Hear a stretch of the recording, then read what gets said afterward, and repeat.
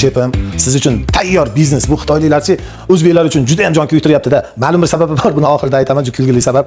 Xo'p, konditorchi akalarimiz uchun lavash deysizmi, lamon deysizmi, pichoniy deysizmi, pranik deysizmi, shu uchun tayyor ustanovka.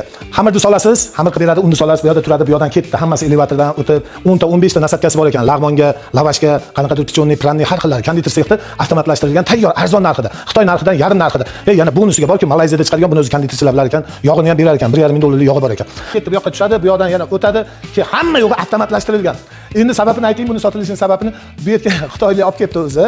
3-4 ta qiz ayollarni ishlatibdi, keyin u yoqda xotinini ko'rib qopti video SMS-da. So'kib tashlab keyin. Bo'ldi, sotaman, ketaman, qaytib bolaman deb. Pulni sanab o'tirasizlar bilan qilib. Bemoshina bilan telefon qiling, obchoynasi bor, Toshkent shahrida turibdi. Kelasiz, birga ko'rsatamiz, ko'rasiz, ishlatib ko'rasiz, mahsulot chiqarib ko'rasiz. Yetmaganiga yana shunday buzib, olib borib, sizni joyingizga o'rnatib, Xitoylik sizga patkulich topshirib beradi.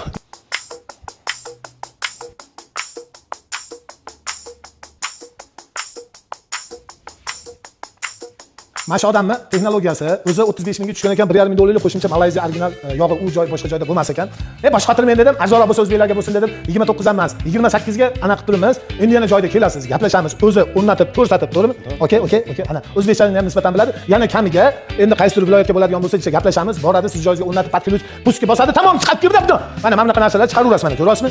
O'zingiz agar olib keladigan bo'lsangiz 40 mingdan oshib ketadi, hojiki. O'shaning uchun bemalol, mana tayyor biznes.